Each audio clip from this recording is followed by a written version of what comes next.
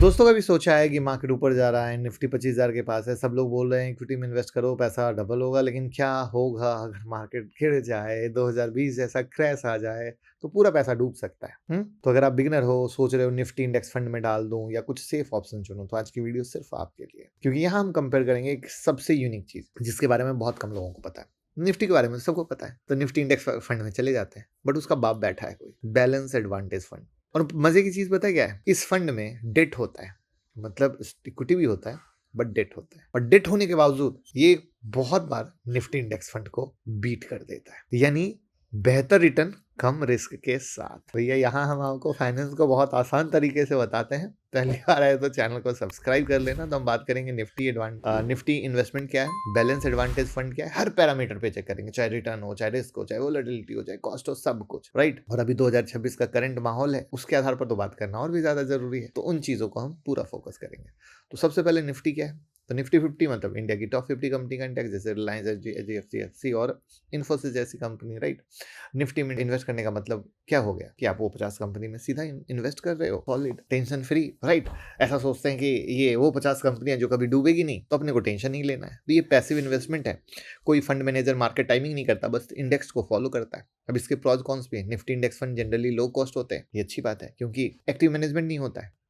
Long term में Nifty historically wealth create करता आया है, लेकिन ये प्योर इक्विटी है, इसलिए रिटर्न के साथ रिस्क भी आता है। तो ये हो गया प्रॉज, यानी अच्छी बात है। अब रिस्क कॉन्स, प्योर इक्विटी का मतलब है मार्केट गिरा तो आपका इन्वेस्टमेंट डायरेक्ट गिरता है। एग्जांपल समझो 2020 का कोविड, निफ्टी 50 टीआरए का गिरना बहुत सारा, अगर हम बात करें तो 38% था जैन मार्च 2020 के टाइम में। तो अगर आप एग्रेसिव हो, लॉन्ग टर्म आपको एकदम मजबूती है, तो निफ्टी आपके लिए बेस्ट है कि चलो गिरे कोई दिक्कत नहीं है। लेकिन जो बिगिनर है उनके लिए तो डरावना हो सकता है, और उनके लिए आता है बैलेंस एडवांटेज फंड। ये हाइब्रिड म्यूचुअल फंड की में आता है। क्यों? क्योंकि ये डायनामिक होता है, इक्विटी, डेट और कभी कभी आर्बिटेज में एलोकेशन बदलता है मार्केट कंडीशन के हिसाब से।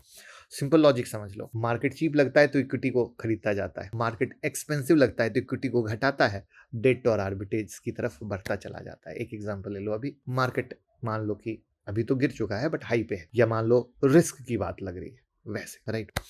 तो इस डायनामिक एलोकेशन की कैटेगरी को सेबी ने म्यूचुअल फंड कैटेगरी में डायनामिक एसेट एलोकेशन या हाइब्रिड के अंदर फ्रेमवर्क डिफाइन किया है। यहाँ पर HDFC का बैलेंस एडवांटेज फंड है, ICICI का बैलेंस एडवांटेज फंड है, और ये कैटेगरी एग्जांपल है, रिकमेंडेशन नहीं है। वैसे आप हमारे साथ म्यूचुअल फंड में इन्वेस्ट कर सकते हो, लिंक डिस्क्रिप्शन और कमेंट में पिन है। अब मेरे 20 साल का एक्सपीरियंस है, तभी हम इन चीजों को समझते हैं। और यहाँ पर डेट होने के बावजूद ये balance advantage fund equity like return देता है या उससे बेहतर देता है। रीजन वही है कि मार्केट कंडीशन के हिसाब से एलोकेशन का बदलना। अगर फंड का इक्विटी एक्सपोजर देखें तो इक्विटी कैपिटल टैक्सेशन क्वालिफाई करता है, तो इक्विटी टैक्स बेनिफिट मिलते हैं। इंडिया में LTCG रेट 12.5% वाली स्ट्रक्चर के साथ है राइट। तो बिगिनर के लिए कॉम्बो अक्सर अट्रैक्टिव होता है क्योंकि स्टेबिलिटी भी है, ग्रोथ भी है। अब मेन पॉइंट, क्यों बैलेंस एडवांटेज फंड कई बिगिनर के लिए निफ्टी से बेटर हो सकता है। तो ध्यान रखिए, पास्ट परफॉर्मेंस कभी भी गारंटी नहीं होती है, लेकिन ट्रेंड समझने के लिए डेटा बहुत काम आता है।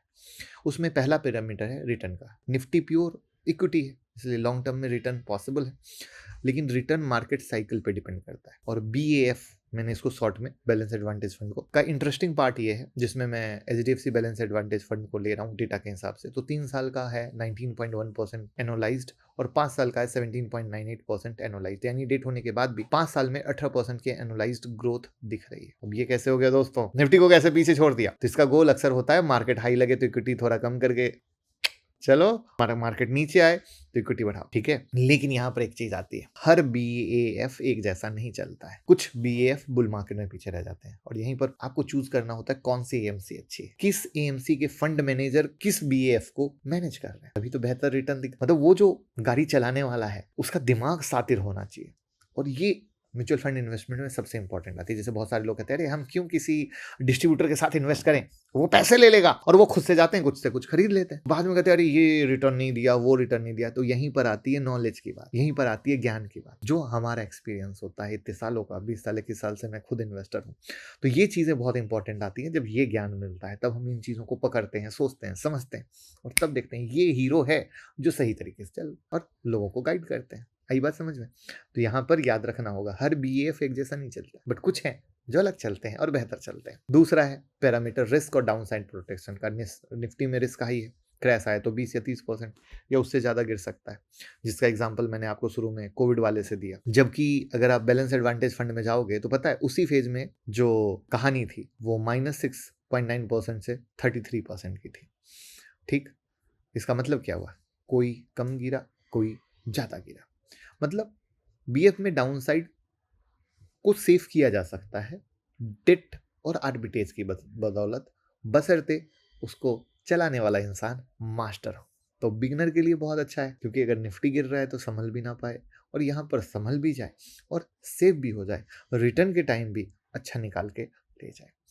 पैरामीटर 3 वोलेटिलिटी का है, पोर्टफोलियो में कितनी तेज अप एंड डाउन होती है। तो बीएफ का प्रॉमिस यही है कि डेली स्विंग कंपैरेटिवली स्मूदर है, लेकिन याद रखो कि अगेन कुछ बीएफ वोलेटाइल में इतने भी कम नहीं होते, स्ट्रेटजी पर डिपेंड करता है। फिर से वही बात घूम फिर के आ जाती है, कौन ड्राइवर है गाड़ी को चलाने वाला, ठीक है। और यहाँ पर स्टैंडर्ड डिविएशन जैसे रिस्क मैट्रिक्स जो है ना, वो बहुत इंपॉर्टेंट आते हैं, है ना, बहुत इंपॉर्टेंट आते हैं जो देखना पड़ता है। उसके बाद अगर सूटेबल होने की बात करें तो निफ्टी आपके लिए इमोशनली स्ट्रांग है, इंडेक्स में फुल इक्विटी एक्सपोजर है, आपका एक अपना थॉट प्रोसेस है, आज तक सुनते आए हो, लेकिन बीएफ पे वीडियो आपको बहुत कम मिली होगी, किसी ने बताया नहीं होगा।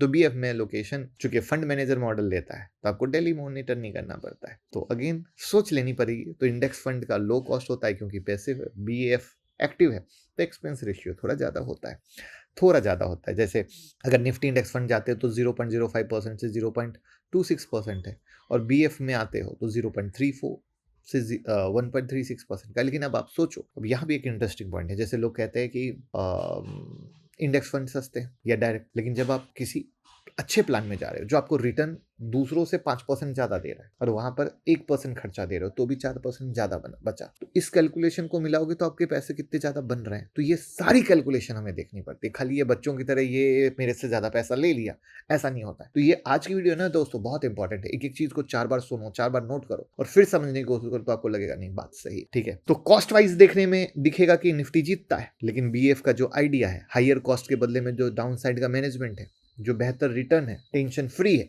वहां पर बीएफ ही जीतता है। आई बात समझ में? डाइवर्सिफिकेशन में निफ्टी में 50 स्टॉक है लार्ज कैप के, बीएफ में इक्विटी है, डेट है, आर्बिट्रेज है, मतलब डाइवर्सिफिकेशन, ठीक है। तो अगेन अब आपकी सोच है, आप कहाँ रहते हो, किस तरीके से रहते हो।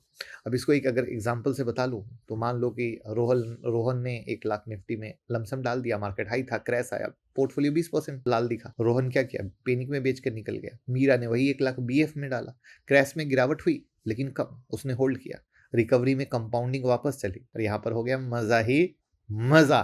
आई बात समझ में? तो दिस इज द थिंग जहां पर बीएफ पीछे छोड़ता है। तो अब ये आपको सोचना है कि आप क्या जानना चाहते हो, क्योंकि मैंने हर एक एंगल से हर एक बात को तोड़कर आपको समझाने की कोशिश की है कि कहां पर मामला कैसे फिट होता है, और हर बीएफ अलग स्ट्रेटजी फॉलो करता है, इसलिए सिलेक्शन बहुत इंपॉर्टेंट है। वो तो सिर्फ बीएफ मेरे मुंह से सुना कोई भी जाके खरीद लिया, ऐसा नहीं होना चाहिए। और पास्ट डाटा कभी भी फ्यूचर की गारंटी नहीं होती है। रिस्क प्रोफाइल के हिसाब से डिसीजन लो, ड्राइवर कौन बैठा है उसके हिसाब से लो।